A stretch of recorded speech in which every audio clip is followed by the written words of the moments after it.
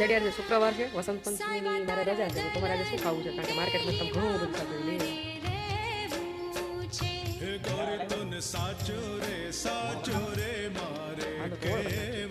નમસ્તે મિત્રો, તો જેડી સુધી ઓળો ખાવો છો તો આપણે ઓળાની પૂંજી છે, તમે અહીંયા જોઈ શકો છો. રીંગણાને શેકી લીધા, ટમેટા કટ કરી લીધા, તેલ આવી ગયું તો આપણે મરચાં જે છે એ નાખી દઈશું. તો મિત્રો મરચાં તળાઈ રહ્યા છે, તો તેલ આવી ગયું, રાઈ જીરું નાખી દીધું, આપણે અહીં નાખશું.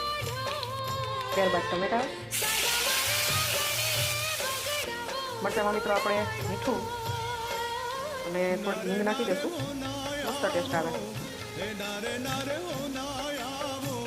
તો મિત્રો આપણે ટમેટા જે છે ગળી ગયા, આપણે મીઠું નાખી દીધું તેમાં, એટલે તો આપણે જનરલી જે છે બધા મસાલા એડ કરી દઈશું.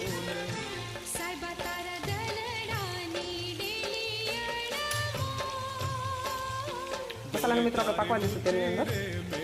હવે મિત્રો આપણો ઓળો જે છે એ એડ કરી દીધો છે. તો મિત્રો આપણો ઓળો જે છે એ તૈયાર થઈ ગયો છે. હવે આપણે એમાં ધાણા નાખી દઈશું.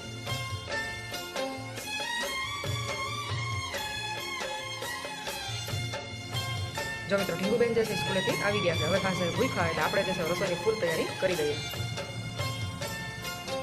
જો મિત્રો થાળી તૈયાર થઈ ગઈ છે. આ ખીચિયા પાપડ જે જાગૃતિબેન આપેલા હતા, ઓળો બરાબર, સાઈડમાં બધું સલાડ, મરચાં, રોટલી બનાવી છે, રોટલો આજ નથી કર્યો, ને છાશ મસાલાવાળી. તો ચાલો બધા જમવા. ને જેડી જે છે એ ગોળી કાઢે છે પાછો.